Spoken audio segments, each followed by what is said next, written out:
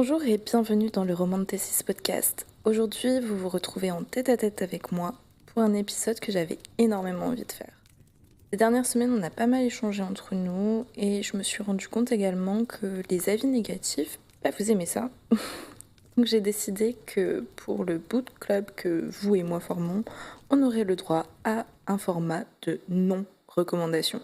Dans ce podcast, on ne DNF jamais, mais parfois on est vraiment obligé. Donc j'espère que vous êtes bien installés, que vous avez préparé votre boisson chaude préférée et c'est parti pour ce nouvel épisode.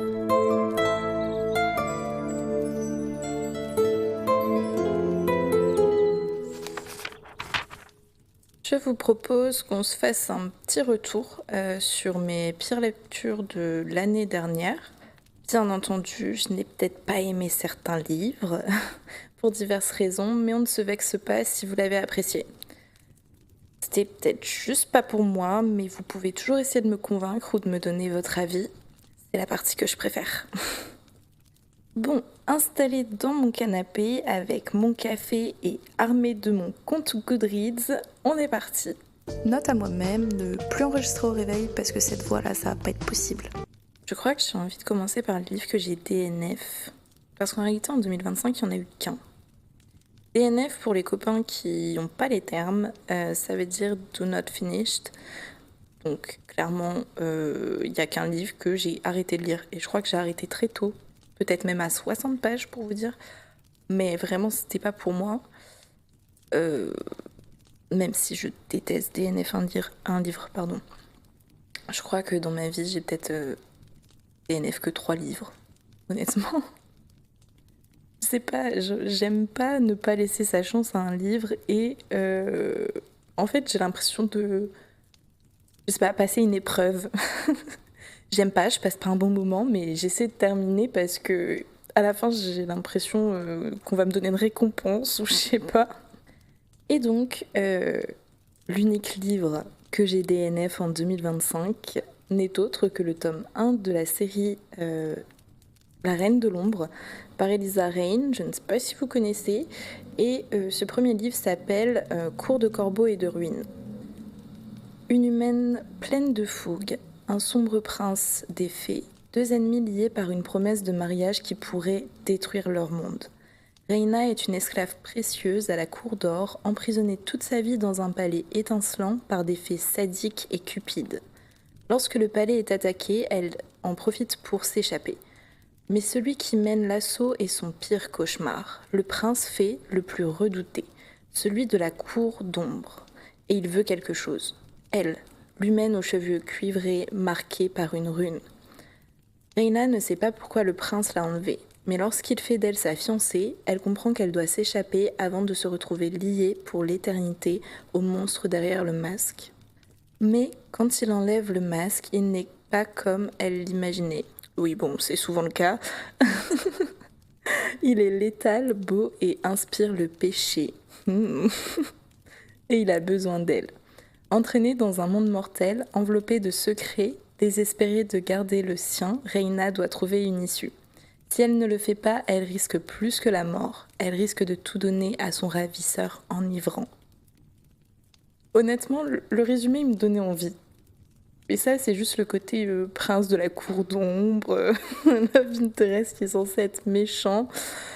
Mais ouais, j'ai vraiment pas trop aimé. J'étais un peu surprise qu'il ne l'était pas, mais je m'en suis vite rendu compte que ça allait pas être pour moi. Donc oui, c'est vu et revu, mais ça fonctionne toujours et moi j'adore personnellement. Mais j'ai des DNF, je vous disais, après une 60aine de pages, donc j'aurai jamais le dénouement et ça se trouve, en vrai le world building et la relation entre les 2 personnages m'auraient intéressée, mais il y a plein de choses qui ont fait que j'ai pas pu continuer. Bon, déjà, on sent l'inspiration pour le titre pompé sur Akotard. Je sais que beaucoup s'en inspirent, ça, à la rigueur, je passe au-dessus. Mais si à ça on ajoute que le royaume est divisé en plusieurs cours, moi c'était déjà compliqué parce que mon cerveau il fait toujours le rapprochement ou le parallèle avec Akotard. Pour vous décrire juste un peu le type d'univers, on a des fées, comme vous l'aurez compris. La FMC est une esclave et on va mixer tout ça avec des inspirations nordiques et vikings.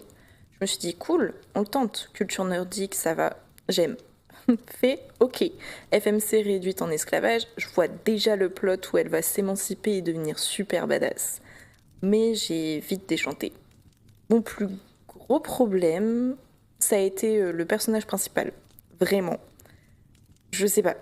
Enfin, je sais pas. Non, je pouvais pas. Je sais pas si c'est parce qu'elle était mal écrite, si juste le caractère du personnage ne me plaisait pas. Bon, après, vous allez me dire, en 60 pages, j'ai pas trop le temps de m'y faire non plus. Mais elle m'énervait tellement que je m'intéressais plus, pas tout simplement à l'univers. L'écriture, ça allait, mais parfois on nous donnait des détails qui ont vraiment, genre, zéro intérêt. Il y a un passage que je citais tout le temps à mes amis parce que vraiment, j'étais morte de rire. Et je suis en mode, mais what? Pourquoi? Et je crois que c'est une des raisons pour lesquelles j'ai DNF, même si vous allez me dire que c'est pas grand chose. Mais déjà dans les 10 premières pages, on a Reina qui est le personnage principal, qui est censée être une esclave. Enfin, elle subit des trucs qui sont vraiment pas cool dans les premières pages. Et là, je sais pas, elle se prépare et elle nous décrit la couleur de ses sous-vêtements quand elle s'habille. Genre, je mis ma culotte noire en dentelle. Ouais, ok, bon, je sais pas. Vous me direz, oui, c'est ok, pourquoi pas. Moi, je me suis dit, oui, bah, on va peut-être la revoir cette culotte, il y a peut-être une raison qu'elle nous la décrive. Bien 50 pages plus tard, non, toujours pas. Il n'y avait vraiment aucun intérêt, c'est même pas exploité. Et si on la revoit pas cette culotte, je sais pas pourquoi tu nous donnes ce détail. Je pense que là, t'es en train de construire ton bouquin, t'as une personnage où tu parles d'esclavage, etc. Elle se fait maltraiter. C'est la dernière chose à laquelle elle devrait penser, la couleur de sa culotte. Je pense qu'il y a d'autres trucs plus importants à décrire sur ton perso et sur ton univers que ça.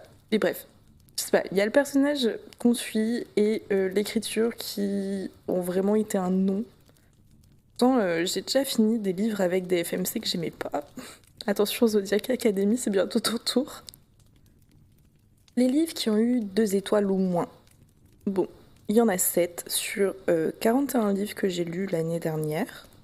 Je sais pas si vous aussi vous faites ça, mais souvent avec l'abonnement Kindle, j'aime bien me perdre un peu dans les livres que j'ai gratuitement avec mon abonnement pour essayer de trouver des choses à lire dans les transports en commun, parce que j'aime pas lire les sagas dans lesquelles je suis très investie quand je suis dans les transports.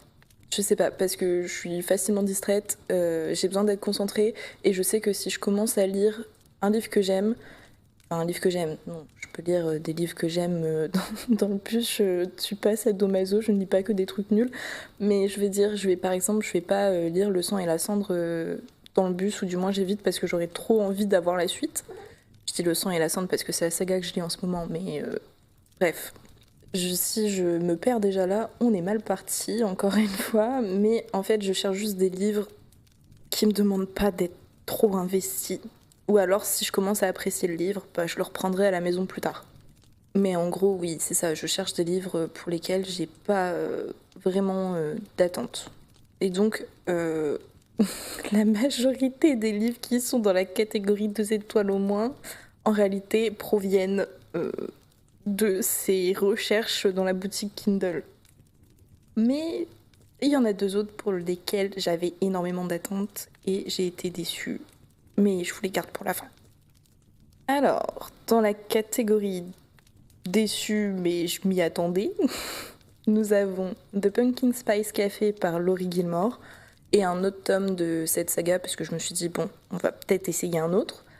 La fabuleuse histoire d'Azel Fairwood par Élise Sardan, Wilder par Rebecca Yarros et le tome 2 d'Hadès et Perséphone que vous connaissez tous.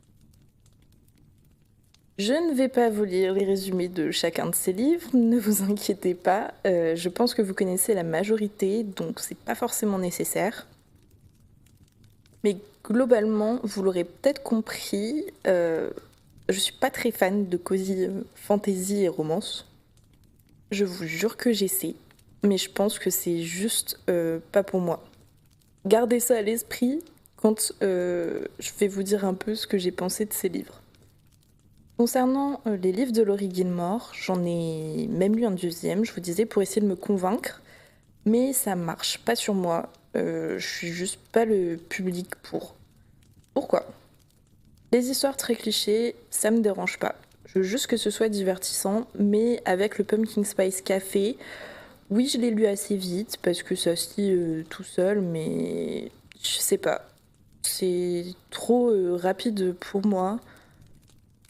Comment je peux apprécier une romance si après 3 chapitres, bon j'exagère un peu, mais ils sont déjà en train de se poser 46 000 questions sur leur relation et de tomber amoureux. Le problème c'est que je crois pas à leur romance parce que j'ai pas le temps de croire à l'attachement qu'ils ont l'un pour l'autre. Bon, après moi je lis des slow burns qui se déroulent sur 3 tomes, donc je suis pas forcément la mieux placée pour lire ce genre de choses. Ce qui m'embête aussi, c'est que moi, j'étais pas attachée au personnage par conséquence. J'aurais aimé qu'il soit un peu plus travaillé, mais je comprends tout à fait que écrire une romance en one shot ne laisse pas tant de temps ou de possibilités que ça pour avoir des personnages très travaillés. Il n'y a pas de souci. Mais je crois qu'à ce livre-là, j'avais mis, allez, peut-être 1 étoile, si je me souviens bien. Je sais pas pourquoi celui-ci, je l'ai pas noté là dans mes notes. Mais pas pour moi. Donc, comme la cosy romance, c'est pas pour moi, je me suis dit, passons à la cosy fantasy. Parce que ça devrait être pour moi. Enfin, plus. Sachez que juste en me disant qu'il y a des sorcières, vous pourriez me vendre un livre ou un film. Donc...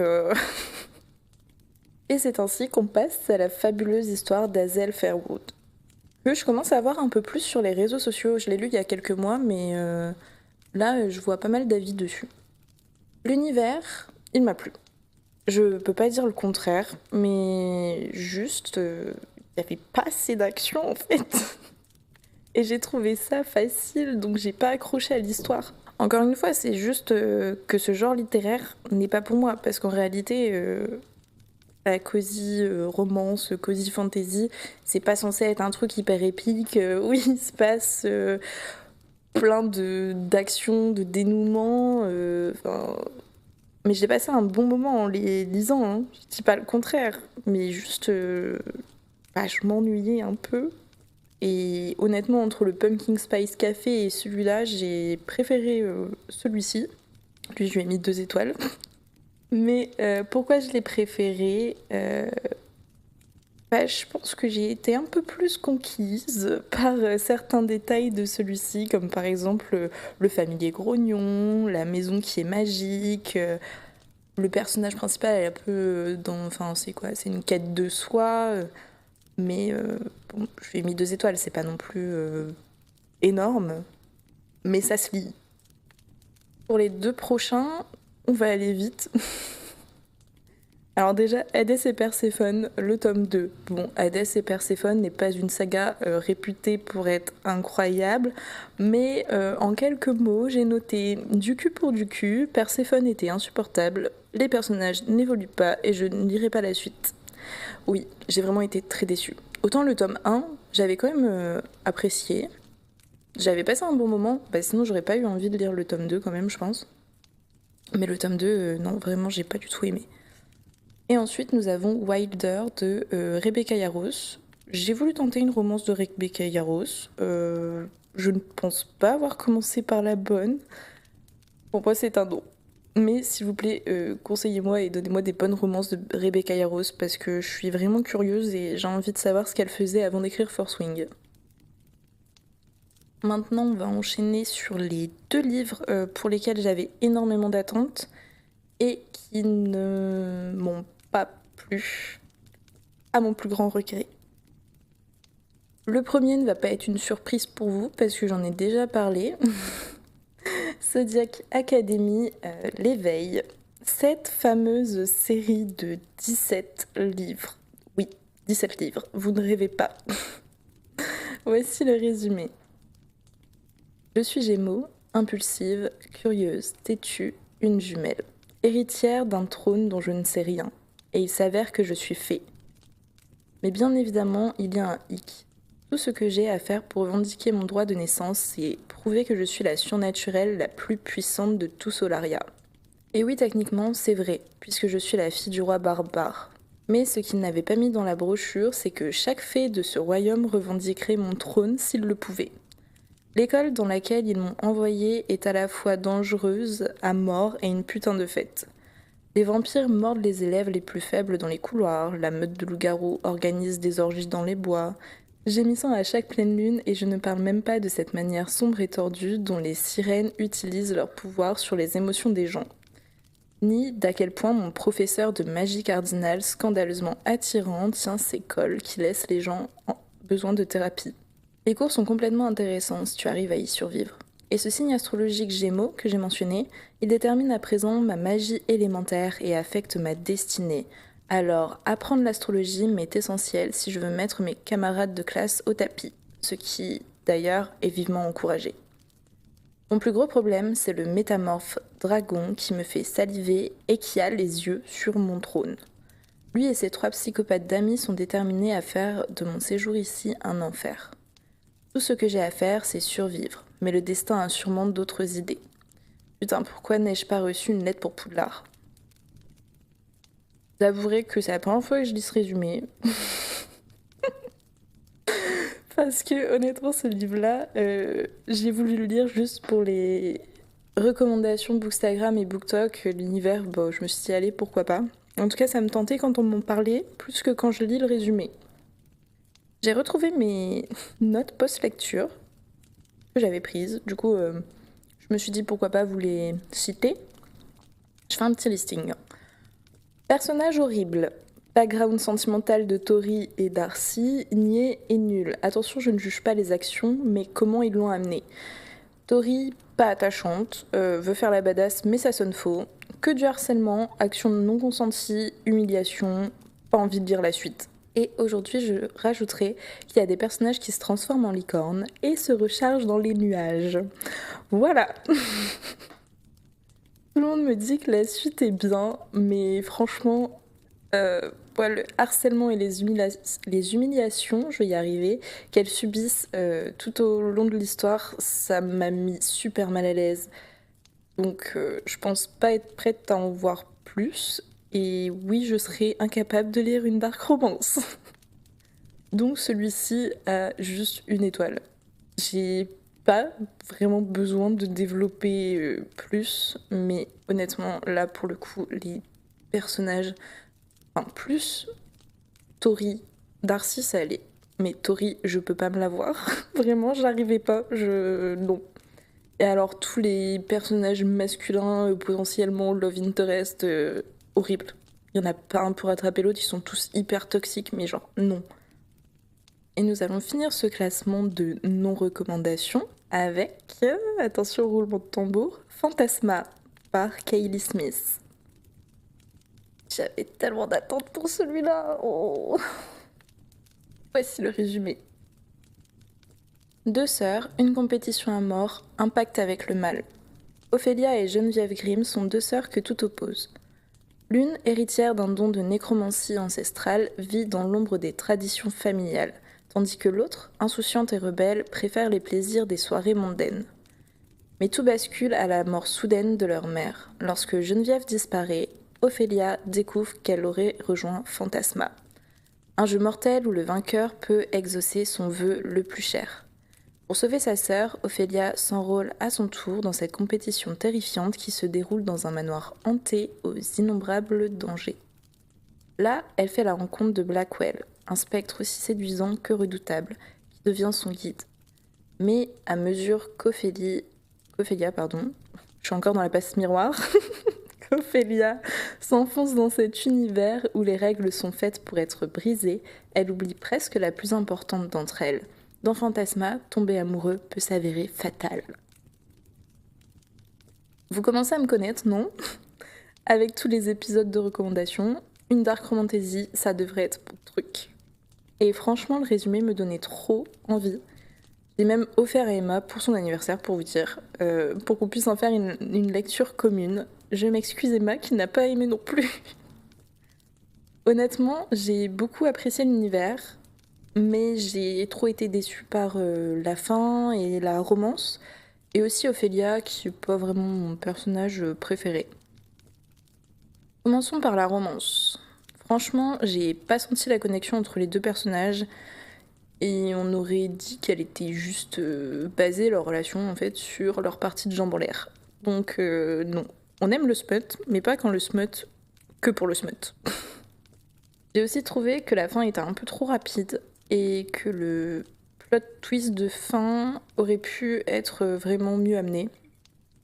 Je sais pas si t'écris bien ton histoire, je suis censée le sentir venir doucement, ou une fois que tu me fais la révélation, me dire ah mais oui en fait ça fait sens parce qu'il y avait ça au début, et là franchement j'ai pas trouvé. Donc celui-là c'était un 2 étoiles, ou un 2,5, bon. En tout cas j'ai quand même acheté le tome 2 qui me donnait plus envie, et cette fois-ci en fait on passe du point de vue de sa sœur. Donc comme j'ai adoré l'univers, je me suis dit allez, pourquoi pas, tentons-le. Je sais pas si certains ou certaines d'entre vous l'ont lu, mais en tout cas dites-moi qu'il est mieux s'il vous plaît. Je n'ai pas non plus de grandes attentes, hein, car l'écriture elle va pas changer entre 2 tomes, mais je sais pas, j'aimerais bien être agréablement surprise.